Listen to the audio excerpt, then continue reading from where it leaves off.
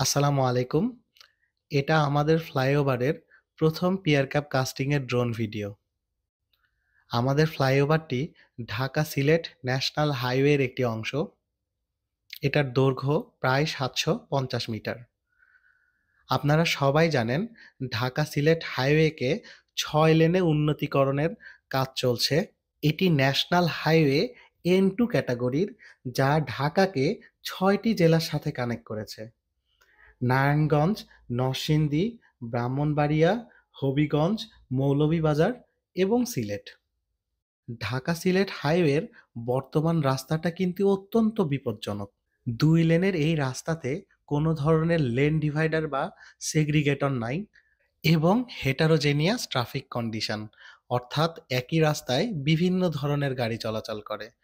Local three wheeler অর্থাৎ রিক্সা, CNG, auto থেকে শুরু করে সমস্ত গাড়ি এই ন্যাশনাল হাইওয়েতে চলাচল করে, যা এই রাস্তাটাকে অনেক রিস্কি করে ফেলছে। প্রায় নিয়মিতভাবেই এই রাস্তায় অ্যাক্সিডেন্ট হয়। আশা করি আপনারা সবাই বুঝতে পারছেন এই রাস্তাটা আমাদের জন্য কতটা গুরুত্বপূর্ণ। এই ড্রোন ভিডিও যিনি করছিলেন, উনি এখানে উপস্থিত ছিলেন না। আমাদের অফিসটা সাইট থেকে খুব কাছে হওয়ায় উনি অফিস থেকেই ড্রোনটা কন্ট্রোল করতেছিলেন। তো এখানে যেহেতু উনি দেখতে পাচ্ছিলেন না, ড্রোনটা হঠাৎ করেই বুম পাম্পের বুমের সাথে লেগে নিচে পড়ে যেতে লাগছিল।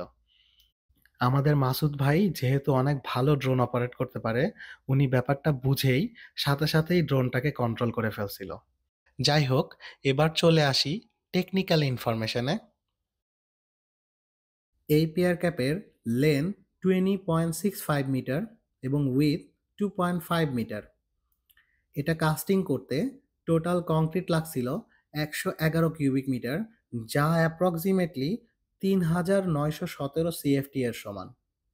আমরা যেহেতু বুম পাম্প দিয়ে কাস্টিং করছিলাম, যার কারণে মাত্র ২.৫ ঘন্টার মধ্যেই আমাদের এই কাস্টিং শেষ হয়ে গেছিল এবং আমরা কংক্রিট কম্প্যাকশনের জন্য ২টা ২ ইঞ্চি সাইজের নজেল ভাইব্রেটর ইউজ করছিলাম।